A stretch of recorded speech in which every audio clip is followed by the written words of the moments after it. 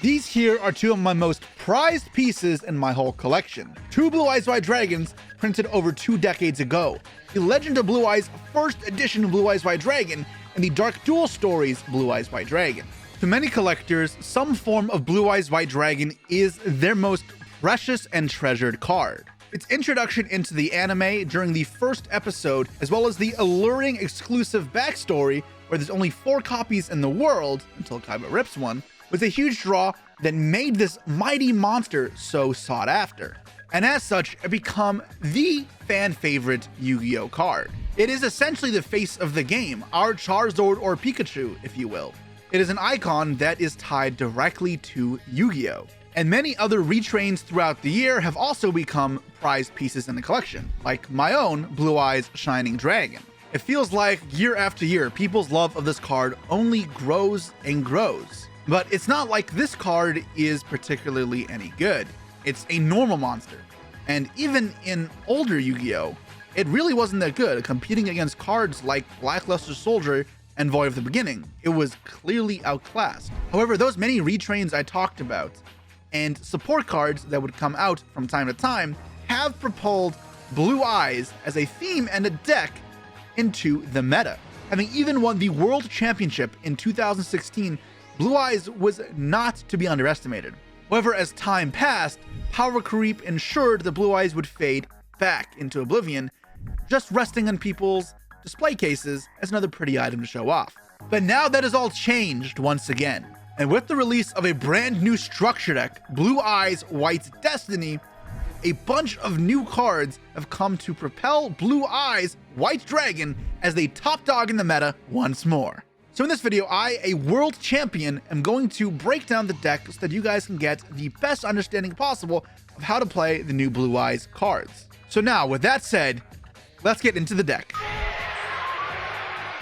Alright, so let's talk about the structure deck, Blue Eyes White Destiny.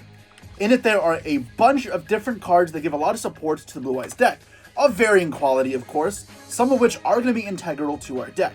So I'm going to crack one open and show you guys the best cards in here, as well as I'll point out some of the cool staples to add to your deck.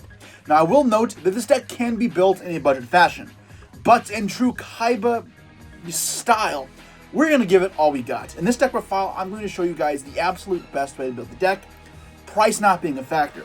However, come back to the channel soon as I will give you guys my world champion take on a budget Blue Eyes deck, where with just 3 structure decks and a little bit of spare cash, we can build a quite competitive deck. As well as if you want to see other more unique takes on Blue Eyes, like involving my favorite card, the Blue Eyes Shining Dragon, then perhaps let me know in the comments below and we can make that happen as well. But for now, let's focus on these beauties and the structure deck here. I'm going to crack this open. Alright, so we're going to get our Blue Eyes deck, and we're also going to get a promo card come out. There is a small chance of being quarter century rare, and nope, not quarter century rare. But I do have one of the best cards in the deck, the new card, the Blue Eyes Ultimate Spirit Dragon. I'm going to put this aside for now. You will get another copy of it in the structure deck as well, just in the ultra rare version. Here are our new tools. We have 8 new cards to look at. Now, the ones that are going to be the most important to us to making this deck work are going to be these 4 cards. And you still play these 2.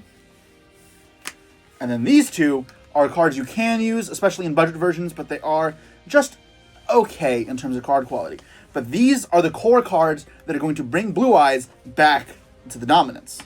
Okay, so let's get started with the one that I think is the most important, and that is the Maiden of White. Maiden of White can send itself from your hand or field to the graveyard to place 1 True Light from your deck, graveyard, or hand face up in the spell trap card zone. True Light is an older card, but still very important. It did come out a couple years ago, but say you're not familiar with the card, let's go over it real quick. What it does is it can once per turn revive a Blue Eyes from your hand or field, revive from the field, hand or graveyard, apologies. Additionally, all your Blue Eyes cannot be targeted by card effects. And then lastly, if instead of wanting to revive, you can use the other effect, which lets you set a Blue Eyes spell or trap from your deck that is not already in your graveyard. So you get to set your powerful other spells, like the 3 that we have here, which are all very important. If this card is sent from the field to the graveyard, it does destroy all your monsters, so you have to be a little careful with protecting it. But you can see how this, searching this, and getting a trap card face up on turn 1 is important, because this is both searching and protection, and Revival, which is great in both a grind game and for starting your combos. So very important card. But that's not where Maiden of White ends. It has several effects, so let's keep going. The next effect that I think is most important is that when you summon a Blue Eyes White Dragon, if this card is in your graveyard, it can come back. That immediately sets up your level 9 Synchro plays, which if you played this deck about a decade ago when it was relevant last, then you'll know that's very good. Level 9 Synchros are still an important part of this deck. Having easy access to that is very important. And you can see an easy play here where if this is already in your grave, you can discard this, activate True Light, Revive, comes back, and that's simple. Now we will expand upon that because the other cards make that even stronger, but yeah, we'll keep going. And then lastly, what Maiden of White does is when it is targeted by card effects, like the old Maiden of Eyes of Blue, you can special summon a Blue Eyes or level 1 Light Tuner from your graveyard. It's going to be very useful to do that, to just give you more bodies to link with, synchro with, whatever you need. And because you can choose between a Tuner or a Blue Eyes, you have even more flexibility. Now, all that combined is quite a killer card. This is for sure the center focus of the deck, in my opinion. It really just makes Blue Eyes a lot more accessible, as well as makes your spell cards more accessible, which is a huge part of being meta nowadays. Now, every modern deck should have a powerful Link monster to back it up. Blue Eyes is no different. With a Spirit with the Eyes of Blue, now this is the next best card in my opinion, another very important piece of the deck. It is a Link 1, meaning it requires only a single card of commitment of a level 4 or lower spellcaster or dragon. So that means you can play like your White Stone of Ancients, or your Maiden with Eyes of Blue, your Sage, whatever can turn into it. Now, even if its effect doesn't seem ridiculous, it's important that it does this for free, because you can go Sage and then this. That pretty much turns Sage into an extra card, even if its effect doesn't seem super bonkers. You have to keep in mind how easy Link 1s are to make. What it does on summon is add a Mausoleum of White from deck to your hand. So this is a Blue Eyes card that didn't really see play before, but it came out in the kind of 2016 wave of Blue Eyes support. What it does is it targets a monster you control and dumps a normal monster from deck to grave. In this case, it's always Blue Eyes. And then you gain 100 attack times level. Now, why the targeting is important is, remember, like Maiden with Eyes of Blue, Maiden of White has an effect when you target it. So if you target it with the Mausoleum, you get to revive a monster, and that's cool. It also gives you a way to send Blue Eyes from deck to grave consistently. So, this play of True Lights is now super easy to fulfill. But that's not it, because you can also want to turn normal summon an additional time if you're normal summoning a level 1 Light Tuner, which extension is never a bad thing. Even if this card isn't great by itself, the fact that it's free off of this is worth playing. Now, Spirit of the Eyes of Blue has one other ability, and that is you contribute it to special summon a Blue Eyes monster from your hand to grave and negate its effects, but this doesn't matter when you're actually summoning the Blue Eyes White Dragon. And you can already see here how this kind of flows together. Say we have the Maiden of White. This could make your spirits, and then add this to dump the Blue Eyes, tribute itself off to revive the Blue Eyes, and then the Maiden returns. We should see it coming together pretty easily here, how you fulfill easy synchro summons with minimal commitment. Of course, I said there are other good cards though, so let's talk about some of the good spells that we're going to be searching off of True Light. And first one is Wishes for Eyes of Blue. This one isn't directly the most powerful card, but it is still very good. It's a normal spell lets you discard a card to add from your deck to your hand one light level 1 monster, so your Maiden Eyes of Blue or Maiden of White, your Sage, Effect Failure even, any of those good cards, as well as a spell trap that mentions Blue Eyes White Dragon, so it can get you any of your other cards here that I've showed, or one of your older support cards like Ultimate Fusion. Truthfully, the Blue Eyes spells and traps are not bad, but they are a little bit lacking. Unless they get some better support cards, you don't play a huge suite of spells to choose from, and you're mostly just searching the ones that I have right here. Now, it has one other effect, then you can banish it from the graveyard to target a Blue Eyes you control, and equip it from the extra deck, one fusion monster as material. So why that is important is, if you remember back a couple years ago, a fusion monster called Blue Eyes Tyrant's Dragon was released that gets some synergy with equipped cards and Blue Eyes. It's not hugely important, but it's free, so we do take use of it once we get to the extra deck. Now, one of the cards we'll be searching is our Roar of the Blue-Eyed Dragon. This is just a generic revival type spell, which can special summon from your deck or grave or hand a Blue Eyes White Dragon. And importantly also, the Banish Zone, because now with Bestials in the metagame, it's very likely that your Blue Eyes may get banished. Having a bit of recursion for that, a backup plan is nice, but it just summons a Blue Eyes. Now, if you already control a Blue Eyes White Dragon, it can summon any Blue Eyes monster, so that is a little nice. However, for the most part, this is just used as a starter piece. in your combos to get Blue Eyes White Dragon, trigger Maiden of White in the grave, and voila. Now, you can also banish yourself in the grave to perform fusion summons. That effect is truthfully not super important. However, if you want to go into a Dragon Master Magia combo line, maybe you can make that work. Although, truth be told, I don't think it's really worth doing. Next up, we got the Majesty of the White Dragons. So this card is a really, really powerful trap card, all considered. Now, it has some random effect using ritual summons, but I'm not playing Chaos Max this deck, so I'm not going to go over it for now. But what it does do is you can reveal any number of Blue Eyes White Dragons from your hand, field, or graveyard, and then destroy an equal number of face-up cards your opponent controls up to number revealed. So, in most cases, you'll have access to 2 Blue Eyes White Dragons. This is a pop 2. 2 cops, very easily, very searchable. Now, trap cards in modern Yu-Gi-Oh! Are largely outdated. You don't have the time and pace necessary to set up multiple traps. So this card is good, don't get me wrong, but don't really overdo it with this. You do need just 1 copy, you can search, and thanks to Blue Eyes Tyrant Dragon, like I mentioned before, you can actually recycle it. So card is good, but don't over-idolize this. Pop 2 is good, but not broken. And then lastly, the cards that I think matter the most is the ultimate Blue Eyes Spirit Dragon. If you've remembered from the old wave 10 years ago, Blue Eyes Synchro Monster is very strong. Blue Eyes Spirit Dragon.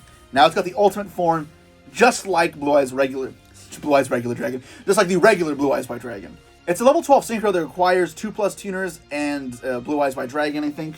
Blue Eyes Monster. But I'm never synchro summoning it because level 12 is not really conducive for this deck, and a 3 monster equipment is not nice. But if you remember Blue Eyes Spirit Dragon, its effect while synchro summon is to contribute itself to summon out a light dragon synchro from your extra deck. So easier to summon this than this, and this turns into this, good enough. And what this does is, for one, your monsters in your grave cannot be banished, so it protects your Blue Eyes monsters in your graveyard from opposing banished effects, so they're trying to rip apart your grave, which could otherwise be a pretty impactful strategy. But more importantly, when your opponent uses a card or effect on the field, you can once per turn negate and destroy that. And Omni-Negate is very powerful. It's important, though, that it does not negate cards in the hand or graveyard, so Nibiru the Primal Being is still an effective way of beating this card and deck in general. Now, it gets a bit better than that as well, because when it's destroyed, it does revive any of your light dragons in the grave. It's important to note that this effect to special summon from the extra deck does not work if it was revived from the grave. It only has that extra ability if it was synchro summoned, so you can't keep cycling between these two like some Burning Abyss Dante Seer combo. You are going to have to rely on just one sort of iteration with it. Now, if you remember, the OG combo with the Spirit Dragon is to lock it up alongside Azure Eyes, which says your dragon monsters cannot be destroyed. So if you get out double Spirit Dragon, which I guess aren't 2 in 1 deck, but I have in my deck, you can summon up both of these and then protect it, and now it's a permanent fixture on the field. It will be constant flows and negates. It also gains 1,000 attack every time it uses that negate effect, and that's pretty cool. I mean, obviously there are better boss monsters in Yu-Gi-Oh! It is still very powerful, especially with how easy it is for this deck to summon. Now, lastly, I will show you guys these 2 cards here, the other 2 Blue Eyes support. They are not the worst, and I would use both of these cards in my budget deck. So if you stay tuned for that profile soon, you'll see me incorporate these in a more useful fashion, but I'll skim over these briefly. Neo Kaiser Seahorse is a dragon tuner, so you can make that, or you can turn it into the Link 1, which is important. And then when it's sent to grave, lets you send a Blue Eyes card, a card that mentions Blue Eyes from deck to grave. So you can send one of your old stones, but more importantly, it sends your Maiden of White. If you control Blue Eyes, you can also special summon itself from the hand. That's pretty much all it does, I think. The main thing you want to do here is summon it, turn it to this, it'll dump this, this will add the field spell, and then you tribute this to revive the Blue Eyes. This comes back, and you can kind of see how this is a 1-card combo. It is more vulnerable to disruption, whether it be graveyard disruption, effect disruption on the spirit, as well as it can be clunky with other normal summons being better. In the best versions of this deck, it's not a card we play. However, it's not bad by any means. And lastly, we got the Indigo Eyes Silver Dragon. So Blue Eyes now is an XYZ. And I wonder if Dark Magicians will get a synchro monster to kind of show this blending of worlds. But for now, we do have an XYZ in Blue Eyes. It's not particularly strong, though. It's a rank 8 that requires dragon monsters. 4K attack is not bad, and on summon, you can negate the effect of all cards when it controls. That's good, but they can still respond to that effect. So if they have a removal effect, like for old-time players, it's like Torrential Tribute, you really just are invalidated. It's not like you actually stopped anything. The other effect is you can detach a material to revive a Blue Eyes White Dragon and give it 1,000 attack. That does set up pretty easy 8,000 power pushes. But that's really all it's used for. It's not particularly good at fighting through fields, nor establishing turn 1 combos and disruptions, so don't read too much into this card. Alright, so how do I make this deck work then? How do you make it work in a competitive fashion? Well, let me show you my build. Alright, so how I go about building my Blue Eyes White Dragon deck. Now, I think the best package to go alongside these is the Primite package. Now, this shouldn't be that much of a surprise. This is not a revolutionary package here, but with a small suite of, oops, that's not supposed to be there, just 7 cards, you can make this deck significantly stronger. If you aren't familiar with the Primite cards that came out in the last few months, they are a huge bolster to any normal monster strategy. You can see the Dark Magician Primite deck that I've made on my channel and on Sam's channel already. The cards work excellently with Dark Magician, and because they're so generic, they work excellent with Blue Eyes as well. But it's actually a bit better in Blue Eyes, because your best Primite card, the Barrel Ether Dragon, is a dragon on level 4, which means it synergizes perfectly with our Link 1, the Spirit Dragon with Eyes of Blue. So you can summon your Ether Barrel and turn it into this right after you get the first usage out of it. Now, let me explain what these cards do so you have an understanding. Ether Barrel on summon lets you place any of your Primite cards face down in the back row. So it's going to act as a search card. It can also attribute itself to send from deck to grave a normal monster. That effect I never use, but it's important to know in case you're in a weird circumstance and you need access to Blue Eyes fast. And then lastly, during your standby phase, if you have a normal monster on the field of grave, you can return it from the graveyard to the hand. So it's going to be a constant flow of resources. So effects like that and True Light is how this deck thrives in a grind game. And it's important to know this deck plays like a mid-range deck that sets up strong turn 1 forwards, but not crazy, not broken 12 negate, long-winded combos. It's small self-contained combos, trying to set up multiple strong disruptions, and then go for a long game, which in modern Yu-Gi-Oh! Is only a couple turns, but a constant flow of these 3,000 attack beaters, as well as these powerful disruptions, that a lot of decks can't hold up with for a long amount of time. Maybe for one turn, but over several turns, no bueno. Ether Barrel fits perfectly in line with that strategy. Now, the other Primite card play 3 of us Lordy Load, and it's another search card. These can search each other, and they'll both end up searching the Drill Beam last, but this is important first. It gives your Primite monsters an attack boost, but that's not important. Lastly, what it does is once per turn, you can declare the name of any normal monster, and summon it in defense mode from your hand, deck, or graveyard, including the Blue Eyes White Dragon. Unfortunately, you can't put it in attack, so it doesn't apply immediate pressure in that regards, but you can still synchro summon with it. Now, that effect is nerfed a little bit, because after you do that, you cannot use the effect of special summoned monsters on your field for the rest of the turn. Be a little careful with this, as it does have some drawback. That being said, though, in a grind game, that constant flow of Blue Eyes White Dragons is very good. I shouldn't have to tell you that. And then lastly, here we got the Primite Drill Beam. And now, this is the reason that the Primite cards are fantastic. I think this card is so good. You activate it if you control level 5 or higher Primite, which is not happening, or normal monster, or you can reveal any Primite card in your hand, or normal monster, and then you can use its effect. What it does is you target any face-up card your opponent controls, card, not monster, you negate its effect, so that includes spell cards, and then you banish it. It's like one of the most premium forms of disruption and removal, both proactively and defensively, as it negates a card and banishes it. It's just, you almost cannot be beat. Cards that are indestructible lose to it. Cards that have graveyard effects lose to it. It's phenomenal. And it gets better than that. And the reason I want to play 1 is that if you control a Primite monster and it's in your graveyard, you can reset it. And that means that this whole package gives you an endless flow of disruption and Blue Eyes White Dragons that is unparalleled. So while most Blue Eyes from the olden days may use their Blue Eyes White, what is it called? The White Lightning attack, the Burst Stream of Destruction, my Blue Eyes is shooting them with the Drill Beam. And that effect is nasty. It's a small package, but it makes a world of difference. That being said, it's not particularly cheap, so if you're looking to play this deck on a budget, there are alternatives, but this is not something you can go with. But now let's talk about the actual Blue Eyes ratios I play. Now, this may seem almost criminal for those who haven't played Yu-Gi-Oh! In a while, but I play only 2 copies of the Blue Eyes White Dragon. Now, oh my god, I need 3! Kaiba plays 3, he ripped up the 4th, it's the most important card ever. Well, remember, this card has been power crept. It's been 23 years since this card came out in the TCG, let alone in Japan.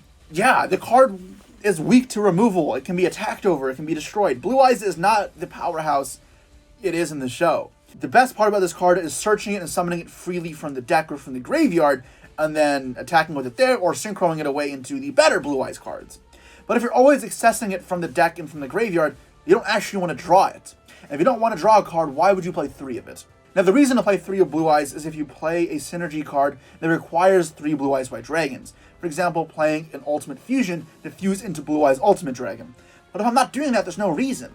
Now, the reason you play 2 and not 1 is very specific. If it gets banished by an effect like DD Crow or Bestial Magnamut, you want to have an easy-to-access second copy, where if you play 1, the way to recycle it is not always super straightforward, right? We already showed you there is a way to recycle it with your Roar, but if you were to use the Roar, or you don't have access to it, then you don't want to be just out of luck, out of plays immediately. There are some game states as well where you're able to apply pressure by reviving with your True Light 1 Blue Eyes, and then your Lordly Load, your Primites, getting a second Blue Eyes. And giving you that double pressure can also be useful. So that's why I've settled on 2. Now, if you are newer to or returning to Yu-Gi-Oh! And trying to get better, one of the biggest components of deck building that I push is deciding if you want to draw a card. Is a card you actually want to see? Now, the answer may be no. The reason you play it, again, is because it's part of the combo. You want to search it from your deck. Those cards you do normally want to play just one of. Blue Eyes here is just the exception. But with that said, let's move on to the other Blue Eyes cards. So what is the card you do want to draw? Maiden of Whites. Very obviously, this card is, as I said, the best card. There's no reason to not want to draw this, so you max out 3 copies. And similarly, we've got Sage with Eyes of Blue. So I haven't gone over this one yet. This is from the older wave of Blue Eyes support from 2016 in Shining Victories. This one, on summon, lets you add a level 1 light tuner from your deck to your hand. So you are going to be adding your Maiden of White. And then being a spellcast, level 1 can turn into your Link monster very easily. Has another effect, which in this day and age you don't use very often, but still can come up. And then you can discard the targeted monster you control. That matters for this. Send it to the graveyard, and then summon from your deck a Blue Eyes White Dragon. So it can convert your monsters into Blue Eyes at the cost of a -1, because you're trading 2 cards for 1. -1s in Yu-Gi-Oh! And in games in general is typically considered bad value. You don't want to be trading down in card resources. So that effect, not super important, but good to know for when you're in a bind and you really need access to Blue Eyes. Now, those are all I really play for Blue Eyes monsters, because these are the best ones. Now, fans of this deck from before may recognize some of the old powerhouses, like Blue Eyes Spirit Dragon, or Blue Eyes Alternative Dragon, and say, why aren't these here? They've been outdated. After 9 years since their relevancy, they're no longer the powerhouses they once were. Banishing 1 back row with Spirit Dragon's effect is no longer game-breaking. Popping card Alternative is no longer game-breaking either. And they both come with the cost of being clunky, not great to draw. They can lead to bricking, so you just don't play them. New Blue Eyes cards take the mantle of what these cards would play. Even in a budget deck, I would probably not play these cards, which can feel almost criminal, as these were staple back in the day, but not anymore. 1 Mausoleum of the White to search. Again, this is a card we don't want to draw. We want to add it off of your Link monster. So therefore, we play 1 copy, and 1 copy only. Now, a card we want to draw is our search spell, the Wishes. So 3 copies makes a lot of sense. Now, this one is a little bit more debatable, and that is 1 copy of the Roar of the Dragon. Now, this card by itself, it's not a bad card to draw, but it's not nearly as powerful as the other cards in your deck. Its card quality comparative to something like a Maiden of White, it's not great. Summoning a Blue Eyes is good, but I'd rather draw almost any other card any times. That being said, I still want to be able to search it when I need it as just another way of summoning Blue Eyes, so 1 copy is still sufficient. If you play multiple, it's not the end of the world, but a truly optimized deck should not be playing more than 1 copy of this card. At least not right now. And then lastly, we got the 1 Majesty of the White Dragons. I already mentioned this, how you only play 1 of this card. And same logic, this one is also really recyclable, so don't read too much into this one. 1 is fine. 1 True Light, because your Maiden of White can reset it from anywhere from the grave. That's pretty nice, and that's why you don't need to play multiple. If it dies, it's not like you just lose it forever, you can just get it back. And that's all the Blue Eyes cards. It is rather slim. What you have to remember is, I said this deck is a mid-range type of control deck. And what that means is you want to back it up with other powerful disruption cards to win grind games, these long-haul games, as well as help you going second. Because you've noticed, none of these cards really give you a ton of power for pushing through your opponent's disruptions. You need non-engine cards to do that.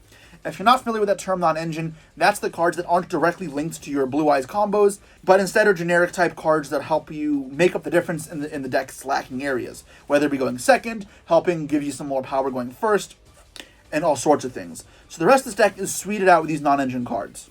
Or a couple that can kind of be classified as both because they have some synergy, and I'll explain those in a second. Pot of Prosperity. This is the modern day Pot of Greed, for those who aren't familiar with this. It lets you banish either 3 or 6 cards from your extra deck face down, then reveal that many cards from the top of your deck. You pick one to go to your hand, and Yep, rest go to the bottom. Damage for the rest of the turn is halved, and you can no longer draw cards by effects. Or you can't do that the turn you activate this card. It just doesn't seem as good as Pot of Greed, trust me, but being able to choose from the top 6 cards in your deck is so powerful. It fills in the gap if you need more defensive cards, or if you need more engine, if you need a specific Primite or Blue Eyes card, and get that. It's so good. It's at 1 in the TCG. It's a banned in Master Duel if you're playing that, so that should tell you how good this card is. Next up, I am playing 1 Bestial in my deck, and it's Bestial Magnemite. Now, if Bestials are new to you, Bestials are level 6 dragons that, in the hand, can be used to banish a light or dark in either player's graveyard and summon themselves. But if your opponent controls a monster, it's a quick effect that can be used during either player's turn. So that makes it great as disruption, both in Blue Eyes, against Blue Eyes, many decks, because lights and darks are still, to this day, the most common attributes. Now, they all do something else on top of it. Magnemite specifically is limited and ban-worthy because its other effect is crazy. And that is, on a summon, you can activate its effect, and then during the end phase, add any dragon monster from your deck or graveyard to your hand. Now, in other decks, you would just add more Bestials, but Blue Eyes is a dragon deck, so you can just add dragons next to your hand that suits your need. Now, you don't really want to add Blue Eyes, but adding the Barrel Ether Dragon is actually very good. This is a criminal card. Now, I'm not playing more Bestials in this deck because they have some conflictions with other of my non-engine, and I didn't feel they were powerful enough to warrant playing Magnum, or more than just Magnemite. However, there are other Bestials that are really good, and you can side deck them, or you can consider them playing them if you change up some aspects to this deck, or if the meta starts transitioning to a point where these cards get even better. That being said, just the one, and moving on. I'm also playing 3 copies of Effect Veiler. If you're not familiar with Effect Veiler, it's a level 1 light tuner, which is important because it is searchable by both this and this.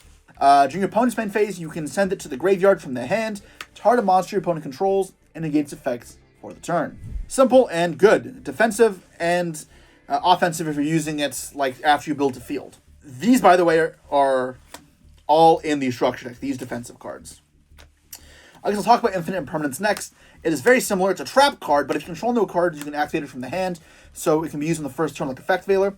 And like Effect Veiler, you target an opponent's monster and negates its effects for the turn, but it's one other bonus effect as well, and that is, if you use it while it's face down, any spells or traps used that turn in the same column as Impermanence are negated. 3 Ash Blossom, this is the staple non-engine card of Yu-Gi-Oh! Nowadays. It's kind of the face of modern Yu-Gi-Oh! And that is, your opponent uses a card effect, or you do as well, but I wouldn't use it on myself, that adds a card next to hand, or sends a card next to grave, or special summons a card from the deck. You can discard it, and negates the effect. It's very good. It's very simple. It can be used to stop a wide plethora of cards in the Blue Eyes deck, against other decks. There are very few decks in this game's existence that Ash Blossom is not effective against, so that's why it's one of the most common staple cards in almost every single deck. And lastly, from the Blue Eyes generic cards, we got Nibiru the Primal Being. So Nibiru the Primal Being is a super cool one. It's one of the only forms of hand traps, we call it, that is removable. Hand traps being effect monsters that can be used like trap cards, but from the hand. It can be a good way of stopping your opponent's turn 1 combos. So Nibiru says, if your opponent is summoned 5 or more times during this turn, and it's currently the main phase, you can tribute all monsters on the field, so both players' fields, special summon it, and then give a token to your opponent in any mode or spot that you like, and its total stats are equal to the stats of whatever you tributed. It's a board clear. It's like Torrential Tribute in monster form from the hand. And that's one of the best ways of combating these combo decks that exist in modern Yu-Gi-Oh! So very, very powerful card. Also good against this deck, so be careful. Next is Moltrami Fuelos. Now this card is not cheap. This is the new modern day Maxi, one of the best cards in the current format. It is not good when you go first, but it's so powerful when you go second. You choose still main deck it, even though, yeah, it's not good when you go first. If you control no cards, you can discard it, and then, until the end of the turn, every time your opponent special summons a monster from the deck or extra deck, you draw 1 card. At the end of the turn, though, you'll have to shuffle back cards from your hand back into the deck randomly, equal to until you have cards equal to the number of cards one controls plus 6. So if they control 3, you'll end with 9 and draw to 10, which is still a lot.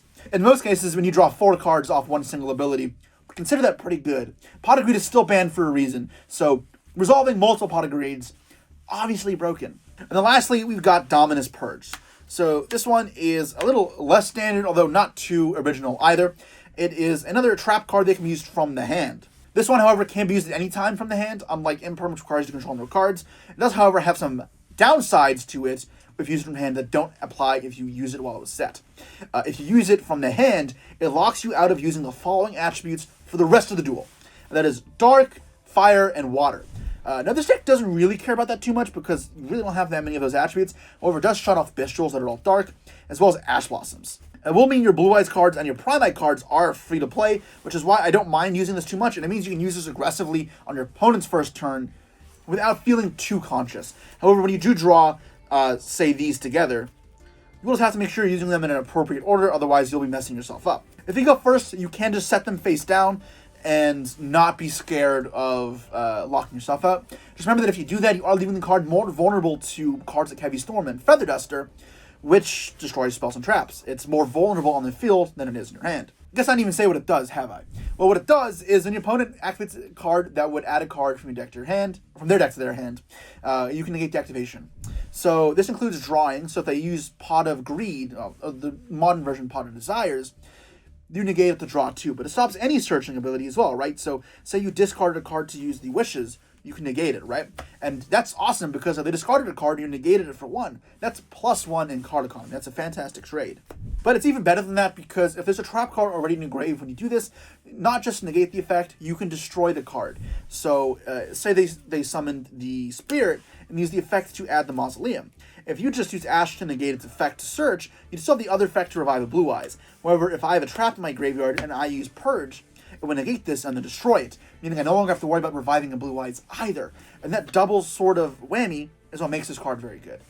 And now, there aren't a plethora of traps in this deck to get the bonus effect, but it works when it has another copy of itself, or when you have impermanence, or alongside these cards. Although True Light you should ideally not have in the graveyard.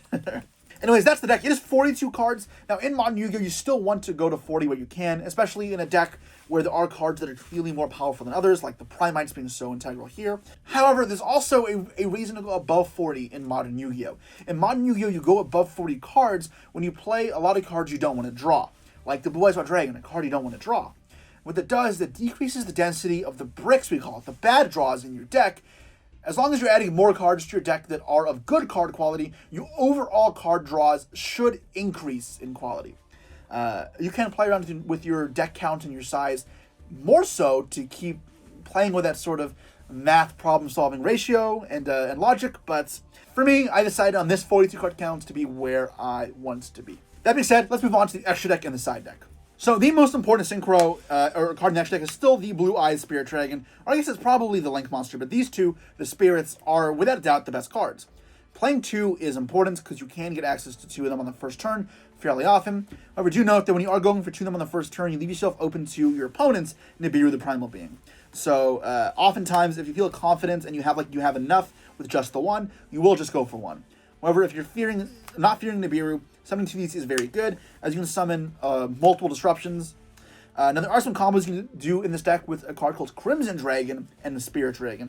I'm not playing it, however, because I feel like it's too aggressive, and if I want to summon both these, the combo I want to go for is this combo instead.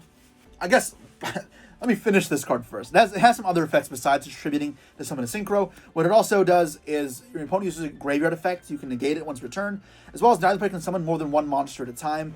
They can summon more than once in 1 turn, but what that means is you can't pendulum summon twice, because those happen simultaneously. It's a weird thing, and this card is printed in a pendulum era, so it makes more sense for the time that it was made, but in Modern Yu-Gi-Oh! That makes very little difference. But yes, I'll be converting those two, attributing them into these ideally.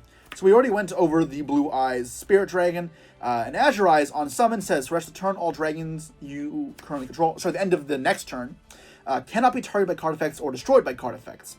That makes these incredibly hard to kill. It's not like you can kill them by battle. Look at the size of these things. And then, also, during your standby phase, you get to revive any normal monster in your grave. I think, yeah, normal monster in your grave. It just revives Blue Eyes, which is pretty good. Now, the amount of pressure that comes out of that, the negates and protecting this, making sure it doesn't die by Spirit's effect, means that you can close out games pretty fast with a lot of damage to hold off, as well as long-term value. Now, we do also play Light Storm Dragon as another option to summon off of Spirit Dragon. And this is what you're going to use against trap decks. Lightstorm Dragon on summon. I have to read it myself because it's been a while. If this card special summon, you can target spells or traps in the field up to the number of normals in your grave and destroy them. Yeah, so ideally you have 2 Blue Eyes White Dragons in your grave. This will act as destroying 2 cards in one go. Then, if this card is destroyed by battle card effect, you can target a spell trap in your grave and reset it. You cannot use it, however, unless you control a normal monster, but for this deck, that's not a problem. This deck is not a Blue Eyes card, but it's clearly designed with Blue Eyes in mind. lining up super well with the synergy here. If your opponent sets back row, tributing, summon this and blow up back row is very nice. And then obviously when it dies in the end phase by Spirit Dragon's hands, you will get to reset a card that you will later be able to use for whatever you need. The last card, I sold all my copies when I couldn't find, so you can see an image pop up here, and that is Black Rose Moonlight Dragon, which is another target you can summon off of Spirit, but on summon lets you return a face-up monster your opponent controls to the hand, so you can just use Spirit Dragon to bounce a card on the opponent's turn, which is nice. Also, if your opponent summons level 5 or higher monster, you can bounce it again, but yeah, biggest problem here is to turn Spirit Dragon into removal, which sometimes can be what you need. Now that wraps up the synchros. For the links, I'm playing 2 Spirit with the Eyes of Blue. I'm playing 2 copies of this because you do always want a second one for the next turn. Now you could sometimes play 3 of this because it's a way of also converting your spellcasters into dragons, which is important for the next Link monster. That is Hermetic Seal of the Heavenly Spheres, and this is probably one of the best dragon support cards that have ever come out. It is 0 attack, but still insane. It requires 2 dragon monsters, and while in the extra monster zone, it can tribute any monster you control or in your hand during your opponent's turn. You always tribute itself, almost always at least, to return any face-up card on the field back to the hand. This does not target, by the way, so it bypasses a lot of protection effects, as well as you don't have to reveal your intentions immediately. But also, whenever it's tributed, including by its own effects, you special summon any dragon from your deck. Its attack and defense do become 0, but this is important because it'll access your Primite engine, or you can access the Bestial Magnamut, which will then, in the end phase, search for any dragon from your hand, or graveyard to hand, and that can also recycle back some dragons if you need some longevity. This card is one of the best dragon cards of all time, so we obviously make good use of it. I'm also playing one line of the Light Charmer. You're not familiar with the Charmers. They are Link 2s that require 1 monster of the corresponding attribute, so Light, and then 1 other monster. And then they can target a monster in the opponent's grave and summon it to the zone it points to with the corresponding attribute. So if your opponent has a Blue Eyes White Dragon on their grave, you can steal it. But it's also good at stealing other light monsters because there are a couple in the format, and specifically Vaudeo Detonator is what I'm looking at because you get to steal it and then use its ability. SP Little Knight is the staple Link monster of this format. It is realistically worse in this deck than it is in other decks, but it's a fantastic card that says if it's summoned using a Synchro, Fusion, Exceed, or Link as material, you can target a card either player's field or grave and banish it, and then you can't attack directly for the rest of the turn. Also, when a card effect is activated by your opponent, you can target 1 monster you control, then 1 other monster on the field, and banish both until the end of the turn. So it can be used as multiple layers of removal, as disruption, as well as a way of protecting your cards from targeting effects, which is very popular. Insane card, and a mandatory pickup even if you're not building Blue Eyes. As for the fusion monsters, I am playing 1 Neo Blue Eyes Ultimate Dragon. This card you do not summon, however it has a graveyard effect that says you can banish it when a Blue Eyes is targeted by card effect and negates the effect. Now why this matters is you can put it in the graveyard by banishing your Wishes with Eyes of Blue from the grave and equipping this to a Blue Eyes. And then it gets this in the grave when the Blue Eyes leaves the field, or you convert it to Tyrant Dragon, which can be summoned by tributing a Blue Eyes, as well as an equip card equipped to it. So, yeah, you'll tribute this in the Blue Eyes and summon a Tyrant Dragon. Tyrant Dragon can attack all the opponent's monsters, as well as after it attacks, lets you reset a trap in your grave. So that's where you get to reset cards like Imperm, Purge, and how I mentioned you can recycle your Majesty with Eyes of Blue. So, very key part of this deck's grind game, and makes its disruptions really compound really quickly. Then I'm playing 1 Typhon. So, people may meme about this card as being an auto-lose card. It is one of the easiest cards in the game to summon, and that is, you can summon it on top of the high-stack monster you control if during the last turn or this turn, your opponent summoned 2 or more times from the extra deck. After you summon, however, you cannot summon monsters for the rest of the turn, so it does kind of have to be your last play. And in most cases, it's not going to do enough to redeem an unlosable game, or an unwinnable game, and that's why people say it's the lose button. But it does come up in some circumstances. What it does is, while it's on the field, monsters with 3,000 or more attack cannot use their effect. They can't activate them. So this stops cards like Nibiru the Primal Being, Vaudeo Detonator, and I guess if Blue Eyes White Dragon had an effect, it would stop Blue Eyes. But also, you can, once per turn, detach material to non-target return any monster on the field back to the hand. So it gives you one last bit of hope and removal, which in some cases does nothing, but in some cases can win you the game. So I think it is an important inclusion to a deck that has space for it. Lastly, 1 Mirological Aggregator. This is a rank 9 that you are never summoning. The reason to use this card is when it goes to the graveyard, it can target a face-up card on the field and negates effects for the turn. Now, how the hell do you put it in grave? Well, this is specifically important for a side deck card that I'm playing. That'll make sense when I get to it, but for now, don't read too much into this. let's move on to some combos. So this deck is not a super combo heavy deck, so should be relatively easy to grasp. One of the combos that is worth noting is this one. This should give you a general idea of some of the best card economy uses of this deck, playing around hand traps, and general order of things, as well as bridging together your Prime Eyes and Blue Eyes cards. That should give you an idea of how to play the rest of the combos in this deck, because it's not a super complicated combo deck. Let's start off with these two. And I'm playing Upside Down, so it's going to be a little bit of leeway with zone placements here, but normal summon the other barrel, and the fact to set a Prime Eyes card from your deck. You literally load, and I'll activate it to add a card from your hand, and I'm going to add the Prime Eyes Drill Beam, if I can find it. I didn't even shuffle the deck, so I don't know why it's so hard. Yeah, there we go. So these are both in the hand. Now, in Yu-Gi-Oh!, you want to save your searches for as long as possible, typically. That way you leave yourself the options open to do several things later. You're going to see us incorporate that logic later on. However, why we do this here is what we can do is we can get a free value here. Because we get to discard a card for wishes. We discard the Drill Beam. And then we get to add from your hand. But now we get to reset the Drill Beam as well because we control a Prime Eye monster. Normally on the first turn you wouldn't get this sort of value. I'm going to get Sage the Eyes of Blue, and I'm going to get my spell card, the Roar.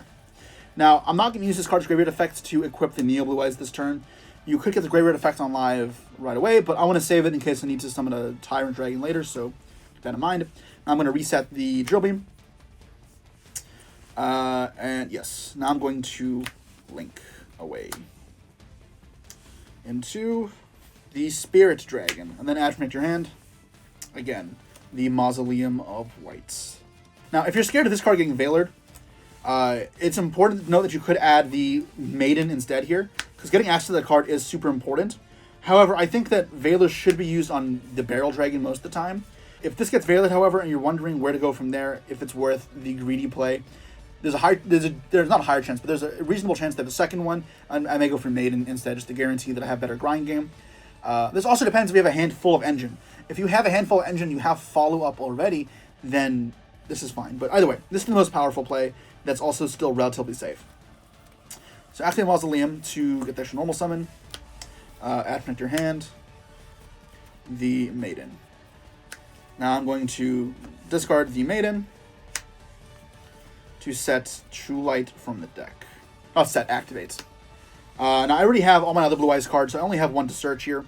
I guess I didn't use that in this combo, but in other combos,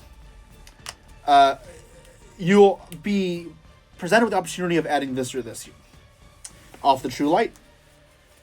And you'll want to wait until the end of the turn until you know what you really want to set with it. Because True Light can set in the end phase. It's not only the main phase. So why that matters is if you try to play around Nibiru, you can go not use the effect till the end phase, and the end phase use it to set the trap. But if you get Nibiru, you're still in the main phase, because Nibiru's main phase only, you add this instead and keep playing. And now, from here, I'm just going to use this to target this and dump a Blue Eyes from Deck to Grave. And I'm going to Synchro Summon these away for Spirit Dragon. Wait, did I revive Blue Eyes? I don't know if I skipped a step, sorry. I have to use this effect Tribute to revive Blue Eyes. Then you could revive this here, so I'm not going to do that here, because if I do this, I could do this. I could Synchro now these two for Spirit Dragon, and call Blue Eyes. Now at this point you would summon a Blue Eyes from the deck, because what that would mean is now your trap reveals two monsters. It reveals two Blue Eyes to pop two cards. And then Synchro for Spirit Dragon. That's fantastic. If you want these to be live this turn, because you can't use it because of Lord Load, you can use this instead, but I'd rather save this. One thing to note, though, is you can get Nibiru here.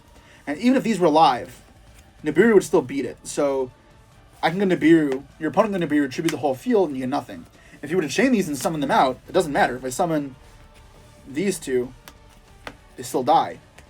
And remember, this can't stop field effects on the field. So if you summon this first and then summon a second Spirit Dragon, you still can't negate this. So that's not a good way of beating it. Instead, what I would like to do is don't use this effect to revive itself from the graveyard. And just, when you have these on field, you just end like this. And Nibiru can only be used in the main phase. So now if they Nibiru here, and that is the only form of removal they can have. This dies. You call Blue Eyes by Dragon, get the second one out. Then this comes back and synchro, and you still end on a Spirit Dragon. Now, the reason you do this is you want to just go for a long game, right? Because a long game gets prolonged, and this card will get to reset itself. It'll banish a card. This will get it add back. This will search again or revive again on both turns. This will revive again. This can be reset. You're good with a long game. A long grind game is up in your wheelhouse. So you don't mind not putting everything out immediately. You just need to make sure you have enough to stay alive and not leave yourself super exposed. And the thing is, this is still a lot of disruptions, right? Because this contribute out into your Ultimate Spirit, which is a negate, pop 2, and then a banish, which is super convenient. In reality, the extra Spirit Dragon doesn't add too much, besides giving you like maybe a bounce if you want to go for the Moonlight Rose play, or if you're playing Crimson Dragon and Crimson Dragon play. Giving yourself that huge vulnerability to Nibiru is just a big no-no, big red flag in my opinion. And especially because the deck plays so many hand traps, this whole combo required 2 cards. Ideally, you also have a hand trap or 2 to back it up. So your own Nibiru and Ash Blossom. So playing this reserved fashion that gives you the ability to play through disruption is going to go a long way in improving your Yu-Gi-Oh ability, and that's the main combo you're kind of looking for. Now, that general way of cycling through your Blue Eyes cards to get this setup of continuous cards and Spirit Dragons, as well as follow-up, is the general method of approaching a Blue Eyes turn. You can order it in different ways because your cards search each other, right? Where you added Maiden off Sage there, but if you started with Maiden, you Maiden get True Light, then get Sage. Sage can add Effect Veiler instead. So those sort of pivots and deviations and variations in your plays and your combos are pretty basic, but that is essentially the only sort of combos you have to learn in this deck. There are small benefits and knowledge checks to be gained, but otherwise it's playing good old-fashioned Yu-Gi-Oh! Where you summon big beaters, your Blue Eyes White Dragons, you back them with powerful spells and trap cards, and you do it constantly, beating them down with a barrage of burst streams of destructions. Now, onto the side deck. The side deck here is pretty straightforward. I've gone for 5 different cards that I think are really good in certain matchups, and you side 3 of each. Now, if you're not familiar with the Yu-Gi-Oh! Metagame right now, as you're just getting back into Yu-Gi-Oh! Seeing the Blue Eyes cards, then don't look too much into this because this changes drastically as formats evolve. However, I'm still going to explain these so you guys have an idea what to go about. So I play the other 2 Charmies at 3 of each, Meowls and Perulia. So these have the same effect as Fulas, where you can discard them if you control no cards, and then draw cards when your opponent summons. They draw, though, based on different things. So this one's the hand your deck, which is the best one. Meowls, however, is from the grave or banishment your opponent summons, and Perulia is when they summon from the hand. So versus Ryzeal decks, and a lot of decks when you go second, this card is really powerful. Oftentimes, this card ends up being a Pot of Greed. However, because these aren't good going first, you can't overload too many of these in your deck. Meowls is for grave or banishment, which is a lot more specific to certain decks. I'm still deciding if I want it against Blue Eyes mirror matches. However, the biggest reason is for the Malice deck, a very powerful deck in the current metagame.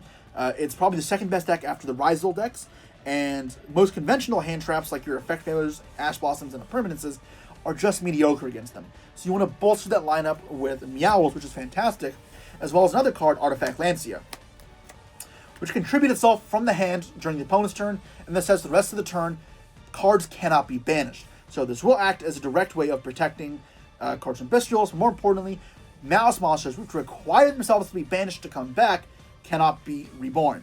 So very important card in that matchup. Then I'm playing 3 copies of Ultimate Slayer. This is for the Ryzeal decks, but can also be used against a lot of other different decks that have powerful boss monsters. It is a normal spell that is only really good going second, which is why I don't main deck it. It lets you target a monster your opponent controls that has an extra deck type, so Exceed, Synchro, Fusion, Link. Send 1 monster from your extra deck to the grave with a corresponding type. So an Exceed, you'll send an Exceed. That's where this comes up. A Fusion, you'll send a Fusion. A Link, you'll send a Link, probably this one. And then a Synchro, you'll send a Synchro, probably this one. And then you get to return that target back to the extra deck. But importantly, your opponent cannot respond with that monster, or with monster effects in general, to this card. So if they have a negate up, they can't do anything. Or if they have the Spirit Dragon, they can't chain and dodge it. And it's important to note they can respond to spell cards, though, and trap cards. So if they have, let's say, a way to pop, they can go chain this to pop. Even though it may not be popping anything important, then they can chain Spirit to this effect and dodge. So that's important to note if you get used against you or to use it. Where this is important, though, is against Ryzeal Detonator. There's no good way of stopping this. It gets rid of Detonator, and then it sends the Aggregator, which then negates a card. And importantly, this then negates their field spell, which also negates a card you control. So there's 2-for-1s to deal with their best card, the Ryzeal Detonator, and it deals with their field spell. So that's why I think this card is really important for dealing with Ryzel at the moment, as well as its general use flexibility means you can use it in a variable amount of other circumstances when you go second. The last card in the side deck, I do think you can kind of substitute pretty easily, and this is a good thing to know for Yu-Gi-Oh! In general. If you are building a side deck and you have cards in your main deck that are only good when you go second, make sure you have enough cards in your side deck that you can take out for when you go first, post-side, so that these aren't in your deck anymore. So in my deck, these 3 should not be in my deck ever when I go first, post-side. I need to make sure I have at least 3 cards that are always good to go in when I go first. And the cards I've chosen are Triple Tactics Talent. It says your opponent has used a monster effect in the main phase of this turn. You get to use one of the following 3 effects. Classic Forbidden effects. Pot of Greed, draw 2. Forceful Sentry, look at your opponent's hand and put a card back in the deck from there. Or 3, take control of an opponent's monster, like Change of Heart, though that one's not banned. That effect doesn't target them, by the way, so that's another upside.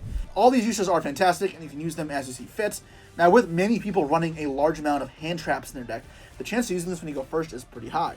Now, there are a lot of worlds where this card is good going second as well. And because it doesn't target, it's also a way of removal that beats your opponent's Azure Eyes White Dragon. So, very powerful card, and in my opinion, one of the best cards to put in for going first, because it also can be used going second in the right matchups. However, you could also decide to want other going first cards like Solemn Judgment, Dimensional Barrier, Solemn Strike, or Ice Dragon Prison. The biggest thing here is make sure you have 3 cards you can put in for going first that will replace this Molcharmi Fugalos if you're copying this deck list. But okay, that is the deck. Showed you guys a bit of my Blue Eyes collection, a bit of my deck, a bit of everything, and gave you guys a pretty comprehensive breakdown on the Blue Eyes deck.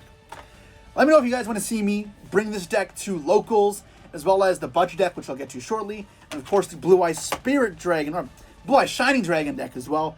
I may not scream the biggest casual in terms of loving Blue Eyes, but I'm a Yu-Gi-Oh! Player. Of course, I still love Blue Eyes, even if not as much as some of you. And I'm super excited that we have this in the game now. Hopefully we have a lot of new returning players who are interested in picking up the game again. I will have a lot of videos for you guys that are more basic like this and give you an in-depth explanation behind each and every single one of my choices. Because at the end of the day, I think that's how you get new players into the game, and I really want to see the game grow. So with that said, let me know what else you guys want to see, and I'll see you all next time. Peace.